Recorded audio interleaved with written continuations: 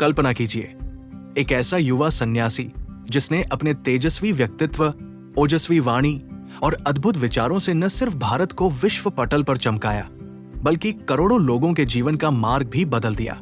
नमस्कार दोस्तों, आपका स्वागत है आपके अपने चैनल जीवन सार में।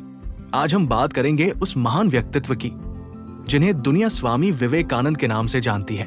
स्वामी विवेकानंद का जन्म 12 जनवरी 1863 को कोलकाता में नरेंद्रनाथ दत्त के रूप में हुआ।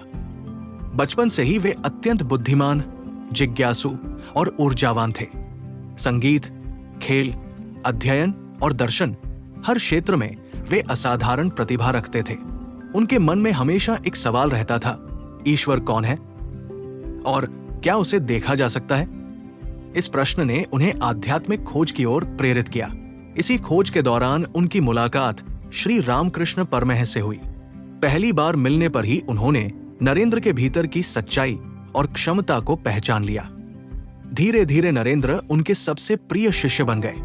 रामकृष्ण परमहंस ने उन्हें निस्वार्थ सेवा, मानवता, भक्ति और आध्यात्मिकता का वास्तविक अर्थ समझाया। गुरु के देहांत के बाद नरेंद्रनाथ ने संन्यास ले लिया और वे स्वामी विवेकानंद कहलाए। इसके बाद स्वामी विवेकानंद पूरे भारत में भ्रमण पर निकल पड़े। उन्होंने देश की गरीबी, अशिक्षा और सामाजिक कुरीतियों को अपनी आंखों से देखा। वे कहते थे, जनसेवा ही नारायण सेवा है। उनका मानना था कि राष्ट्र निर्माण तभी संभव है जब युवा शक्ति जागृत हो।